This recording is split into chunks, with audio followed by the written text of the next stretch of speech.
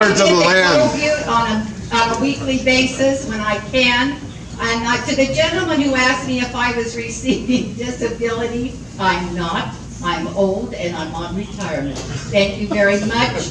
We don't like what you say, and there are too many people against you. We won, you lost, go home. We'll see. You haven't tried yet, baby.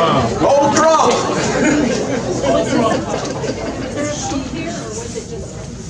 That's very sad.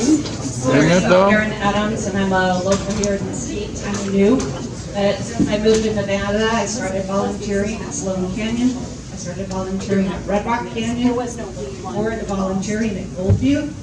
I'm interested in getting a little bit more information about the planning process. We talked a little bit about some of the safety measures in terms of putting numbers and things on the roads, but I'm also wondering if there's any plans to improve cell phone service and protection in other areas that cover safety in the area. Why should we put cell phones in the wilderness? Then we might as well just stay in the city. So, I can't answer specifically what will be in the plan because we have to go through it. I can only say that within the proclamation, it identifies existing rights-of-way. So there are some communication sites on Virgin Peak that are allowed to continue. There are some linear rights-of-ways. Those are roads. Those are water conveyance type rights-of-way that are going to continue. The proclamation does say that there will be no new rights-of-way except for the ones that have been authorized. And I think where we're going with the Virgin Valley Water District is we want to make sure that their rights-of-ways are connected to their valid and existing water rights. So for the rest of them, if the rights-of-way are compatible with those objects of the monument, they could be allowed. One example of this is that the main road going through Goldview, and it becomes part of the backcountry byway, is an old RS-2477 road. It doesn't really have a right-of-way on it right now, but it is maintained by Clark County. And The owners of the land. Commissioner Kirkpatrick is in the office. Thank you so much for your folks maintaining that road because it does get pretty gnarly.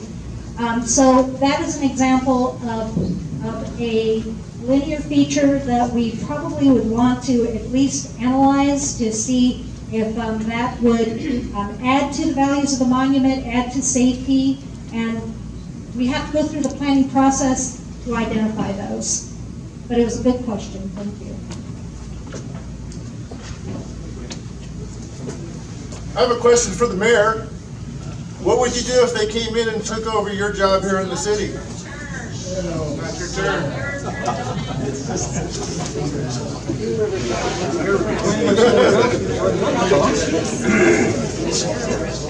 Hi, I have a comment and then a question.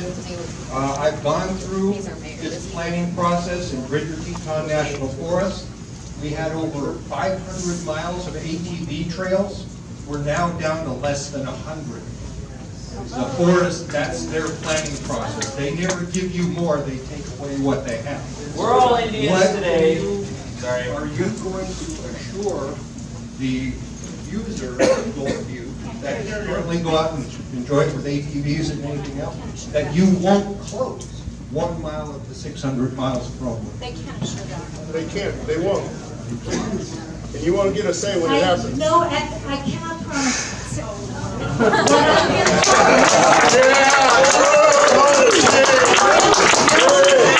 Absolutely right with you.